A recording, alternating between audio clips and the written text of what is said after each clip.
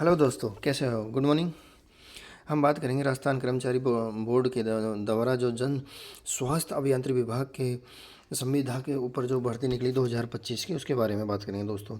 इसमें अलग अलग डिप्लोमा या इंजीनियरिंग जो कि है आपने बीटेक, उससे संबंधित वैकेंसियाँ निकली है दोस्तों। ये संविदा के ऊपर आधारित है। इनका जो प्रति माह जो पेमेंट होगा उसका 16,900 रुपये होगा। ये 3 पोस्ट होगी जो इनके लिए 16,900 होगा। और फिर जो bachelor of engineering computer science के लिए है, इसके लिए 13,150 होगा। 16,900 फिर इसके लिए होगा एमएससी से किया हुआ बंदे के लिए। इसमें पद नाम supported engineer, bachelor of engineering science जो सिविल में किया हुआ बंदा है उसके लिए नॉन टीएसपी और टीएसपी में भी पदों का डिवाइडेशन किया गया है। जो नॉन टीएसपी है उसमें है 539 और टीएसपी में 14 वैकेंसी है। टोटल 553 वैकेंसी है जो बैचलर ऑफ इंजीनियरिंग सिविल में किया है, जो उसको बीटेक सिविल में करने वाले बंदे के लिए। और जो मैकेनिकल का बीटेक धारी है उसके लिए 184 हैं। और डिप्लोमा सिविल में किया उसके लिए 138 वैकेंसी हैं। इलेक्ट्रिकल मैकेनिकल के लिए 46 है डिप्लोमा धारी के लिए। और bachelor of engineering computer science and IT MCA के लिए 74 वैकेंसी आई है, मतलब दोनों नॉन टीएसपी और टीएसपी को मिलाकर।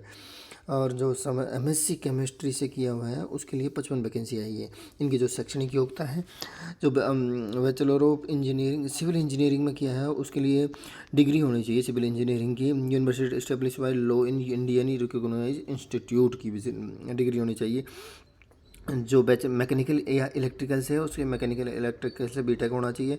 और जो डिप्लोमा है तो उसका डिप्लोमा होना चाहिए, 3 साल का जो कोर्स रहता है अपने उसका। मैकेनिकल इलेक्ट्रिकल के भी डिप्लोमा की ज़रूरत है। फिर आईटी एक्सपर्ट की मैं निकाली है, पॉइंट नंबर 5 पे है, जिसमें आईटी एक्सपर्ट के लिए डिग्री इन कंप्यूटर साइंस और IT MCA from the university establish by Indian sir. और लास्ट में है MSc in chemistry from the ये इनके मतलब शैक्षणिक योग्यता है दोस्तों। इस तरीके से आप तैयारी शुरू कर सकते हैं। इसकी कब एग्ज़ाम होगा, कब होगा, उसके बारे में हम और नीचे से देखते हैं। जो नीचे इसमें सेकंड पेज दिया गया, इसमें ऑनलाइन पंजीकरण शुल्क की जानकारी विस्तृत विज्ञापन में अलग से जारी कर दी जाएगी दोस्तों।